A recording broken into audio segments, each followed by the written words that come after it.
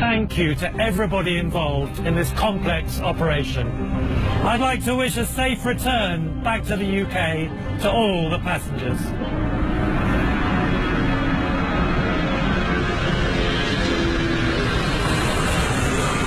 Y siguieron las muestras de solidaridad. Desde ese mismo mes partían hacia varias partes del mundo las brigadas de médicos del contingente Henry Reeve, hombres y mujeres que dejaban atrás a los suyos para ayudar a otros, conscientes del reto que les esperaba. Un día me llaman y me preguntan si yo tenía disposición. Fue un poco difícil porque me dejó con poco tiempo de embarazo. Y entonces a medida que fue pasando el tiempo, como que fue bastante duro. Y el miedo va goteando de los valientes, antes que los sudores y que la sangre. Nosotros estábamos en un hospital que era un centro cultural en estos momentos, pero que fue adaptado a un hospital provisional. Han llegado 53 médicos cubanos. Fue una gran experiencia de todo punto de vista científico, profesional, humano, y que bueno, que te prepara como persona, como médico y te llena de muchos valores. Y sí, creo que sí estaría dispuesto a cumplir mi trabajo como médico en Italia o en otro país, que lo requiriera en cualquier momento. Al interior, la isla seguía reinventándose. El virus parecía imparable. Hubo que cerrar fronteras y con ello el turismo. La dirección del país siguió cada movimiento del virus. Se estableció un sistema de comunicación desde el Ministerio informar a la población y brindar consejos de protección y cuidados ante la pandemia. Los 36 casos confirmados ayer, 35 son cubanos y un extranjero de China. Las clases comenzaron a ser transmitidas por televisión. Fíjense que nosotros queríamos ver en este sistema de ecuación, enfatizar. La mejor opción era permanecer en casa. Se redujo la movilidad. Las calles se volvían cada vez más silenciosas. La isla de la música, la fiesta y el baile, por vez primera, transformó su vida cultural.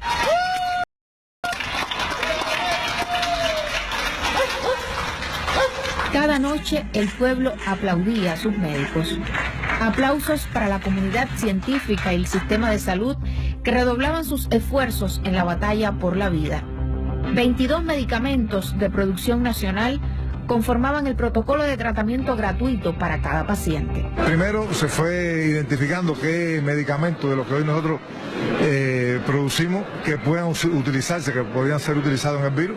Ahí surgió bueno el interferón, que lo empezaron a utilizar en China, pero que rápidamente nosotros pudimos identificar que una combinación de interferón alfa más gamma, que es un medicamento que ya teníamos registrado para el tratamiento del cáncer, como los interferones no solo tienen un efecto antitumoral a partir de que inhibe el crecimiento de células tumorales, pero que también tiene un efecto antiviral. Tratamientos que, si bien no suponían una cura definitiva, ayudaban a disminuir la mortalidad por la enfermedad. Así fueron saliendo los primeros recuperados, aún con el sabor amargo que les dejaba el coronavirus. Yo todavía tengo el miedo, ¿no? El miedo ese que se pasó con la enfermedad, el no saber de qué se trataba. Por suerte mi mamá no tuvo, fue de las asintomáticas.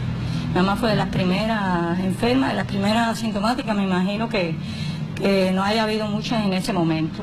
Pero saber que lo fue venciendo, que fue siendo fuerte, que mi mamá no tuvo grandes problemas, fue tan bien atendida. Aquí lo principal es conocer dos cosas. Uno, que Cuba es un país especial.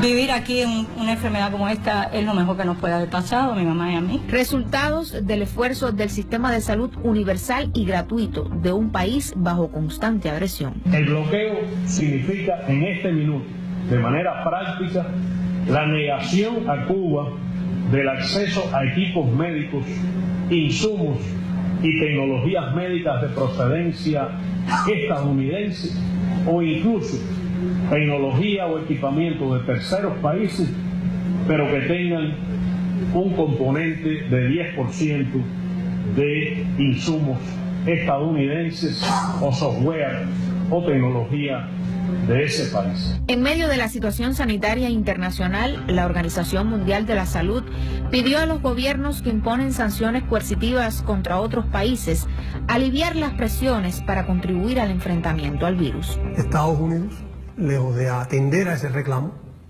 lo que ha hecho es reforzar la hostilidad contra Cuba y concretamente aplicar nuevas medidas coercitivas, reforzar el bloqueo y tratar de provocar daño adicional a la economía cubana. La administración Trump ya venía en un proceso creciente de hostilidad contra Cuba, con el objetivo de desmontar el avance alcanzado al final del gobierno de Barack Obama.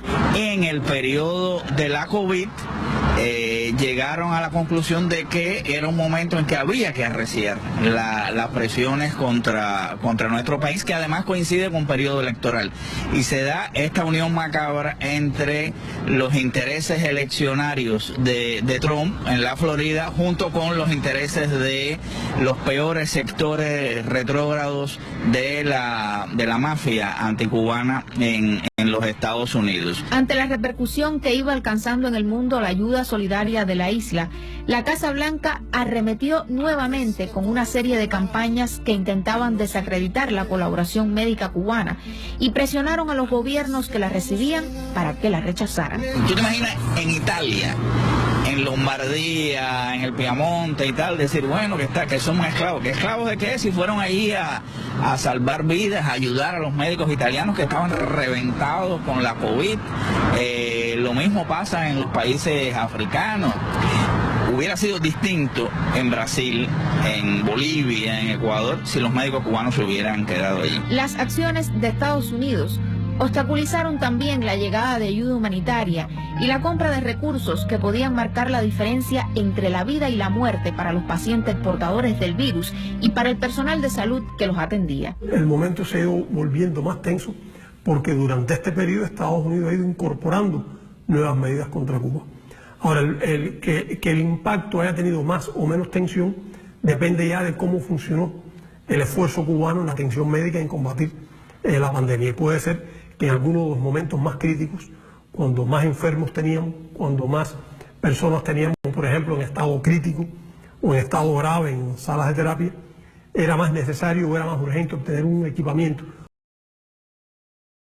Resultado de estas políticas de Estados Unidos. Empresas con sede en Suiza como ENT Medical y Acutronic Medical System se negaron a vender ventiladores pulmonares al país caribeño, pues ambas habían sido adquiridas por compañías estadounidenses, por lo que suspendieron inmediatamente las relaciones comerciales con Cuba. Ya desde el año 2019, nuestro principal proveedor y fabricante de ventiladores pulmonares, Acutronic, nos notifica que no podía hacer la entrega de ventiladores a Cuba por el tema bloqueo. Pero ante cada obstáculo, Cuba siempre tuvo una solución.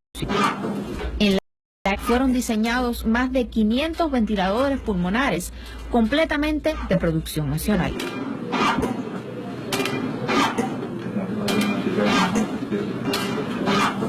Entre las aplicaciones que le incluimos al ventilador fue una aplicación sobre móvil para que el médico pueda monitorear todas las condiciones y alarmas del ventilador en cualquier punto donde hubiera internet. Así, de forma remota, pudiera intervenir en caso de algún tipo de emergencia o algo que se pueda presentar. Un gran movimiento ciudadano se sumó al diseño de mascarillas protectoras para el personal sanitario ante la dificultad de adquirir esos insumos. En las comunidades no se detenía la confección artesanal de los ya inevitables nasobucos. La COVID era un problema de todos. Tuve que cerrar mi negocio temporalmente y no tuve más nada que hacer. Entonces un día que qué podía hacer para contribuir o ayudar a la gente. Y recordé que tenía una máquina de coser vieja por allá atrás, que era de mi mamá. Puse ahí con pedacitos de tela y cosas de la televisión de cómo confeccionar el nasabuco y me puse a hacerlo. Yo a veces por percepción veo a la gente que tiene alguno en mal estado, confeccionado manualmente por él, y yo me acerco y se lo hago llegar. O me entero de alguien que no tiene, alguna que vive sola, un viejito que no pueda salir de la casa, y voy y personalmente se lo entrego, se lo doy a alguien que se lo haga llegar. No dieron la espalda a su país. Unos 100.000 estudiantes universitarios se agruparon en más de 2.500 brigadas para apoyar en la producción de alimentos, en la asistencia a personas vulnerables o en los centros de aislamiento de personas sospechosas y contagiadas. Andy es uno de esos muchachos, a punto de terminar sus estudios y en medio de los exámenes de graduación, entró a una de las instituciones de salud para ayudar en lo que hiciera falta. Nadie nos obligó, nadie nos dijo que teníamos que hacerlo de manera obligatoria, ¿no? Pero nosotros sentimos que debíamos estar ahí apoyando. Nosotros llegamos al Hospital Salvador Allende, que digamos que era el epicentro del coronavirus, sobre todo en La Habana, y nos vinculamos de inmediato durante 15 días a las tareas de limpieza de las salas de sospechosos, que era donde estábamos, a las tareas del PANTE también. Éramos los que recibíamos los alimentos, los que los repartíamos a los pacientes. Y lo que más nos impactó, yo creo que fue la organización que había en el hospital, a pesar de que se ha especulado mucho de cómo el país, y se ha tergiversado mucho de cómo el país ha enfrentado la pandemia. Nosotros nos impresionó mucho.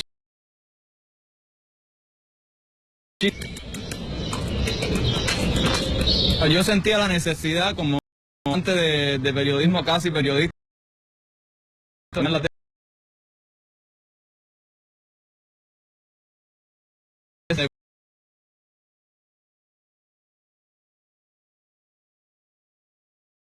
y buscar también la manera de contribuir a eso, ¿no?